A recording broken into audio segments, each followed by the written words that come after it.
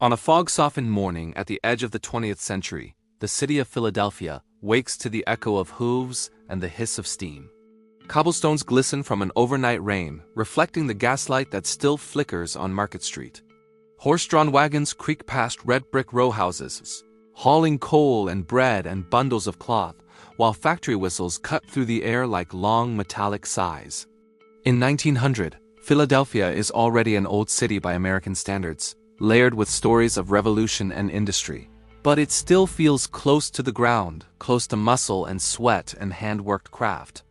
The Schuylkill River moves slowly beside rows of mills, carrying away the waste of a booming industrial engine that is feeding the nation. People step into the street wrapped in wool coats and purpose, and if you listen closely, you can almost hear the city inhaling before another long day of labor begins. In those days, the rhythm of life is dictated by physical distance and physical effort. Most Philadelphians live within walking range of where they work, not by choice but by necessity. Neighborhoods form around factories, docks, and rail yards, creating tight communities that feel more like small towns stitched together than one giant metropolis. Children walk to corner schools, shopkeepers sweep their stoops, and neighbors know each other's names because there is no escaping the closeness of daily life. Electricity is just beginning to spread, but many homes still rely on gas lamps and coal stoves, so every evening the city seems to dim and glow in waves as people light up their rooms one by one. News travels at the speed of print and word of mouth, and the outside world feels far away. Even though Philadelphia is already one of America's most important ports and manufacturing centers. The work that defines 1900 Philadelphia is heavy, loud, and relentless. Textile mills, steel plants, shipyards, and food processing factories dominate the skyline with their tall chimneys and soot-darkened walls. Men and women, and sometimes children, spend long hours standing at machines that never seem to rest, turning raw materials into the goods that fuel a growing nation. Wages are modest, safety standards are loose, and a single injury can mean the end of a livelihood. Yet there is pride in being part of something larger. Immigrants from Europe arrive by the thousands, bringing languages, recipes, and traditions that reshape entire neighborhoods. They find work in these factories, and in doing so they become part of the great industrial heartbeat that keeps Philadelphia alive. Housing in 1900 reflects that same practical mindset.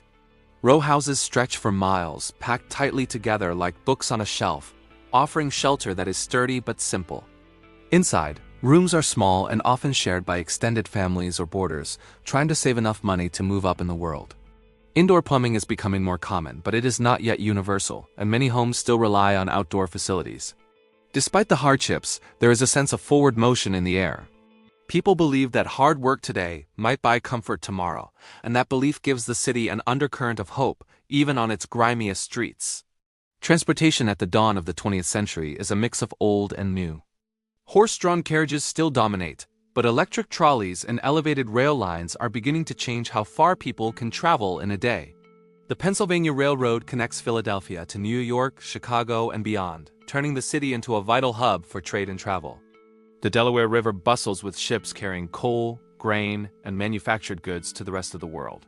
Movement is slower than it will ever be again, yet for the people of 1900, it already feels fast. A sign that the future is arriving on steel tracks and humming wires. Now, imagine stepping forward more than a century, as if passing through a thin veil in time, and landing in Philadelphia in 2026. The same streets exist, but they are almost unrecognizable. Market Street still runs through the heart of the city, but now it is lined with glass towers, digital billboards, and streams of traffic that never truly stop. The old brick row houses remain, many lovingly restored, standing shoulder to shoulder with modern apartment buildings that rise far higher than anyone in 1900 could have imagined. The city glows not from gaslight but from screens, street lamps, and windows lit by efficient electric grids that keep the night as bright as the day. Life in 2026 moves at a pace that would feel almost unreal to a visitor from 1900. People no longer need to live close to their work because work itself has changed. Some still commute to offices, hospitals, or construction sites, but many log in from home, connecting to employers and clients across the country or across the world. A single smartphone holds more information than entire libraries once did, and news travels in seconds instead of days. Philadelphia remains a place of neighborhoods, But those neighborhoods are now connected by invisible networks of data that bind the city together in ways brick and mortar never could. Work in modern Philadelphia is as diverse as its people. The old factories have mostly fallen silent or been converted into lofts, studios, and tech hubs. In their place are hospitals, universities, research labs, and creative industries that focus on ideas as much as materials. The city has become a center for medicine, education, and biotechnology, drawing talent from around the globe. A scientist in a lab near the Schuylkill might be working on treatments that save lives worldwide, while a software developer in a renovated warehouse might be building tools used by millions of people. The muscles of industry have been replaced by the mind, yet the drive to build and create remains just as strong. Housing in 2026 tells a story of both progress and challenge.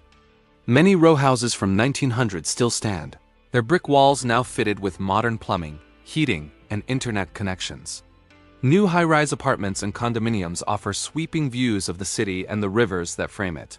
Yet the cost of living has risen, and not everyone can afford these upgrades. The city wrestles with questions of equity and access, trying to balance growth with the need to keep long-time residents from being pushed out. In this way, the promise of a better tomorrow still echoes through the streets, just as it did more than a century ago, but it carries new complexities.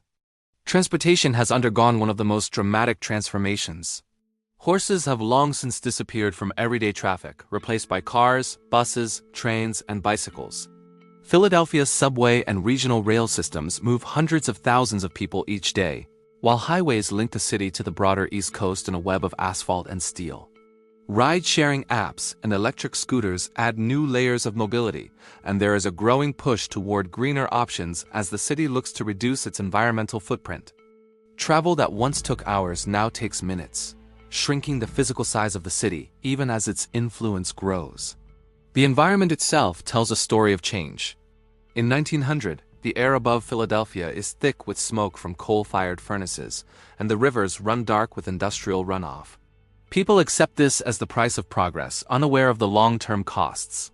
By 2026, much of that pollution has been cleaned up, thanks to regulations, technology, and a growing awareness of environmental responsibility.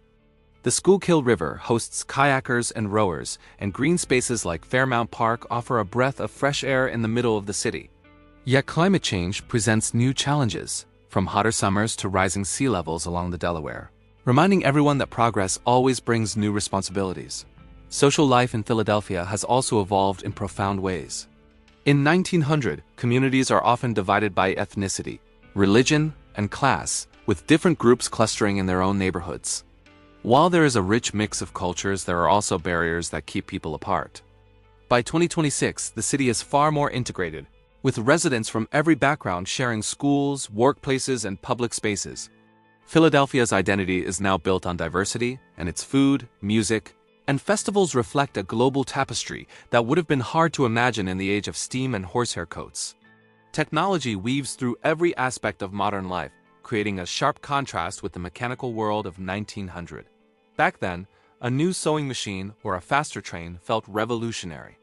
Now, artificial intelligence, renewable energy, and digital communication reshape the city in ways that are both exciting and unsettling. A doctor can consult with a specialist across the ocean in real time, and a student can access entire courses from a laptop at a cafe.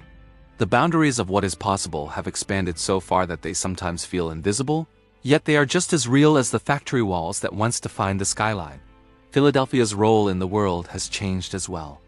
In 1900, it is a manufacturing powerhouse, supplying goods that help build America's economy.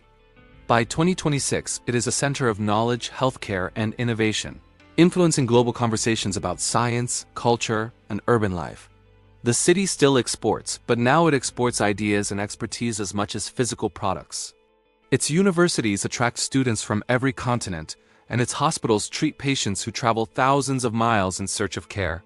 The old port city has become a global crossroads in a new sense, one defined by information rather than cargo. Yet for all the differences between 1900 and 2026, some things remain deeply familiar. The spirit of the city, that stubborn, hardworking, quietly proud attitude,